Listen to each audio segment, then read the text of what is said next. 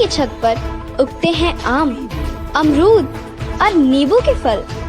यह सिर्फ कल्पना नहीं है, इसे सच करके दिखलाया है एक ऐसे शख्स ने जिन्हें 1980 ईस्वी में कंक्रीट के जंगल के रूप में विकसित मेदिनीनगर नामक शहर में वृक्षारोपण के लिए जगह नहीं मिली, तो उन्होंने कुछ ऐसा कर दिखाया कि उसके बाद उनके लिए यह कहा जाने लगा कि परिंदों को मंजिल मिलेगी यकीनन, परिंदों को मंजिल मिलेगी यकीनन।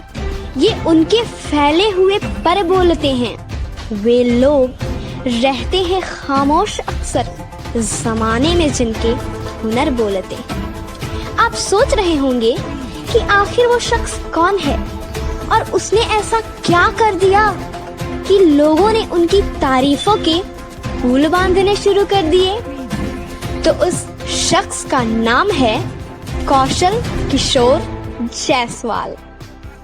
जब उन्हें वृक्षारोपण के लिए जमीन नहीं मिली तो उन्होंने आकाश में वृक्ष लगाना शुरू कर दिया। आइए देखते हैं कि यह शुरुआत कब और कैसे हुई। पलामू जिले के छतरपुर अनुमंडल के अंतर्गत डाली नामक गांव के निवासी कौशल किशोर जायसवाल ने जब 1966 ईस्वी के भीषण अकाल का दंश झेला तो उन्होंने इस संकट से उबरने के लिए सन 1967 से अपनी ही जमीन में वृक्षारोपण प्रारंभ किया, किंतु चोरी छुपे उनके पेड़ कटने लगे।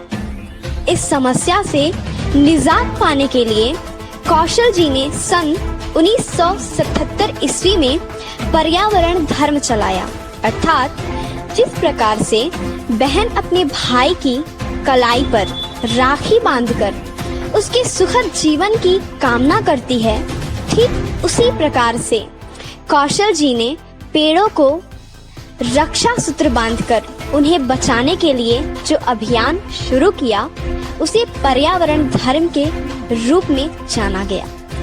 जुनून के पक्के कौशल जी ने अब तक भारतवर्ष के 20 राज्यों के 77 जिलों के साथ साथ नेपाल, भूटान आदि देशों में भी पर्यावरण धर्म का विस्तार किया। लगभग 5 लाख पेड़ों को राखी बंधवाने वाले विश्व प्रसिद्ध पर्यावरणविद कौशल किशोर जायसवाल ने अब तक 37 लाख पौधों का निःशुल्क वितरण भी किया। उनका कहना है कि वनों की सुरक्षा केवल लाठी से नहीं, वन राखी से होगी। पेड़ों के प्रति उनका लगाव समय के साथ और भी बढ़ता गया और जब मेदिनीनगर में 1980 ईस्वी में जमीन नहीं मिली तो उन्होंने अपने घर के छत पे फलदार पौधों को लगाना शुरू किया, जो आकाश बाग के नाम से विख्यात है। इस आकाश बाग में 24 प्रजातियों के फल लगे हैं जो 12 महीने फलते हैं और खास बात तो यह है कि इन पौधों के रख रखाव में किसी प्रकार के रासायनिक खाद का प्रयोग नहीं किया जाता, बल्कि गोबर खाद का उपयोग होता है।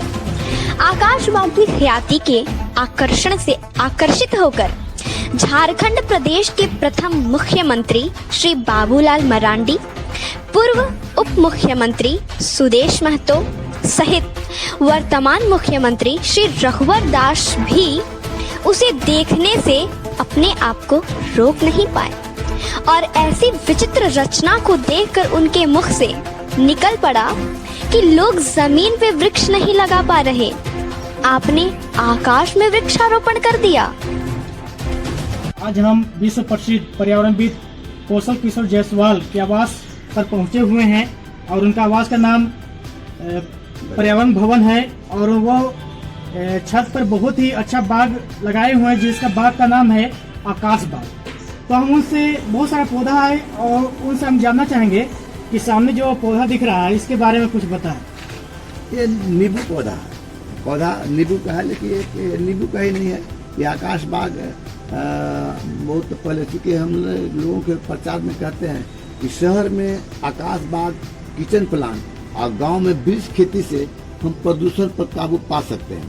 क्योंकि शहर में जमीन 90% पक्कीकरण है, तो यहाँ जमीन पौधा कहाँ लगेगा।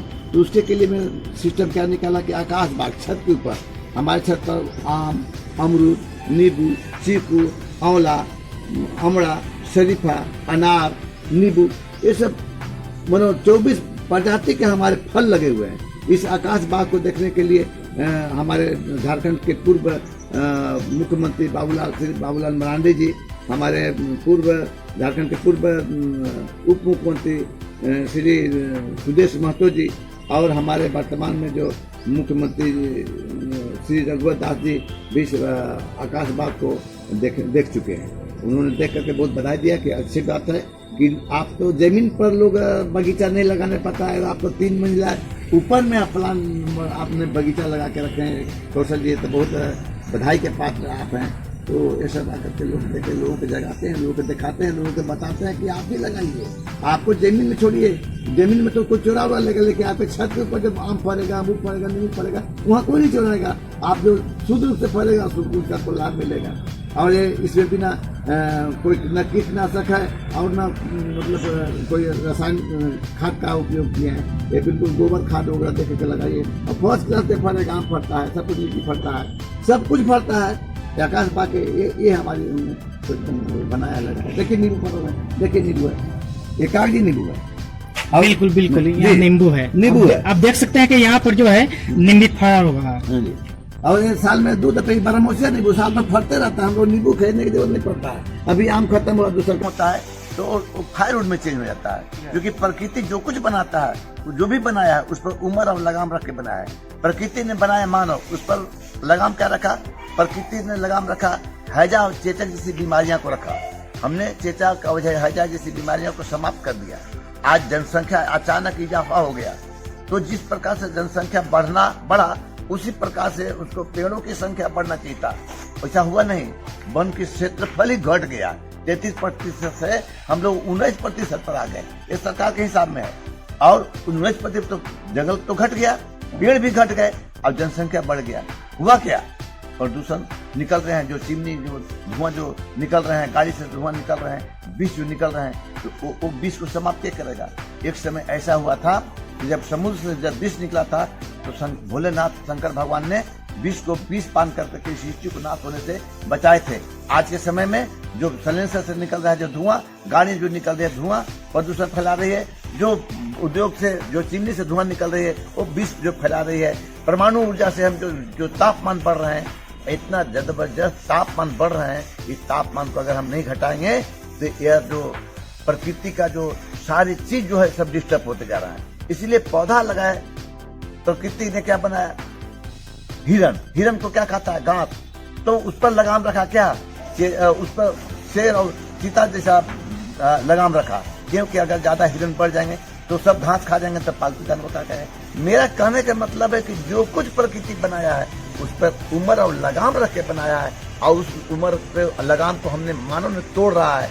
तो प्रकृति जब नाराज होती है तो सुनामी जैसा आपदा दे करके लोगों को डिस्टर्ब करने का प्रयास करती है। उससे बचने का एक ही विकल्प है कि हम हरियाली फैला दें, पौधा लगा दें, जंगल बना दें। इसलिए जब 1967 में मैंने प्लांटेशन लगाया और जब 10 साल के बाद जब पेड़ के रूप में जब मेरा लगाया हुआ पौधा कटने लगा, तब 1977 में हमने बनराकी मूवमेंट चलाया।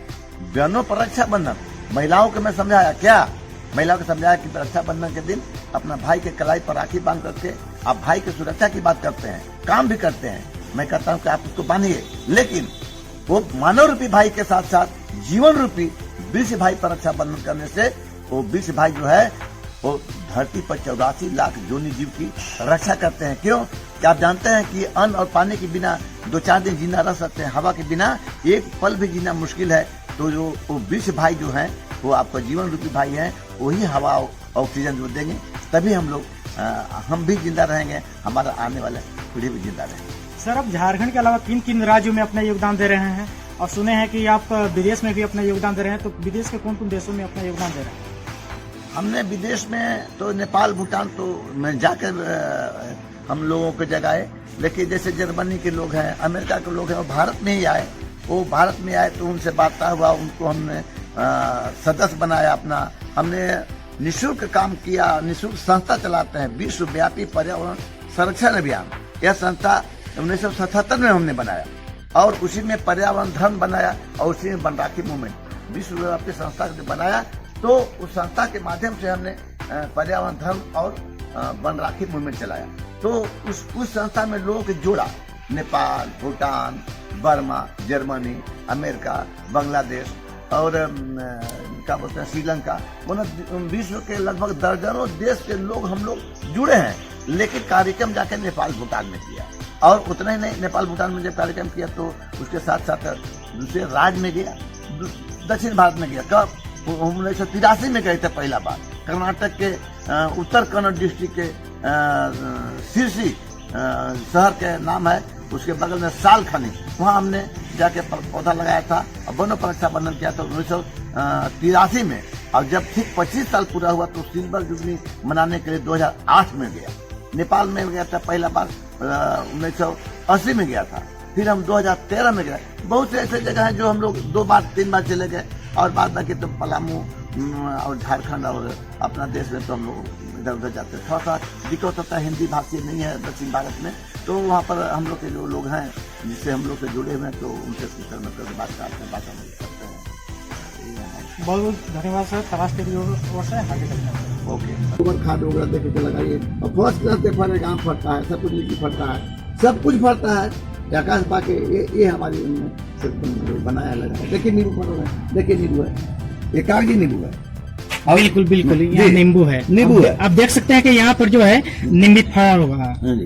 और ये साल में 2 दफे बरमोसिया नींबू साल में फटते रहता है। हम लोग नींबू खरीदने की जरूरत नहीं पड़ता है। अभी आम खत्म हुआ, दूसरा का आम में मजा आ रहा है। देख रहे हैं कि अभी आमला में देखिए फर लगल है, शरीफा में फर लगल है और अनार में फर। यहाँ तो कंटिन्यू फरते रहता है। कोई ना कोई हमारे यहाँ फल मिलेगा, 12 महीना आम मिलेगा। जी यही होता है आकाश। वे लोग जो सोचते हैं कि मेरे पास जमीन नहीं है, पेड़ पौधा कहाँ लगाएं, इनके लिए आकाश बाग बहुत ही महत्वपूर्ण चीज है। इसके बारे में लोगों को जानना चाहिए और हम उनसे पूछना चाहेंगे कि यह आपने कार्य जो आकाश बाग का निर्माण का जो कार्य किया था वो कब से किया था और कौन सा उद्देश्य से किया था?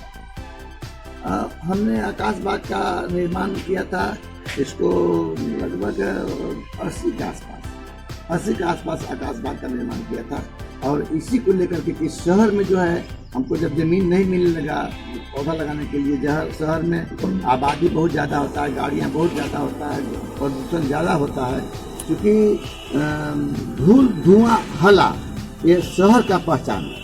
शहर में आप आ गए, आप समझिए कि हला सुनना, धूल धुआं का बात होने लगा तो है, तो समझिए कि शहर में आ गए। तो शहर में हम उसको कैसे काबू पाएं, तब हमने इसका आविष्कार किया आकाश बाग का, कि शहर में हर एक घर में आकाश बाग हो तो उससे हम प्रदूषण पर काबू पा सकते हैं। इसलिए 80 के आसपास में आकाश बाग का निर्माण किया। वे लोग जिनके पास जमीन नहीं है वो आकाश बाग का निर्माण करके एक अच्छा प्लांटेशन लगा सकते हैं, पेड़ पौधा को लगा सकते हैं।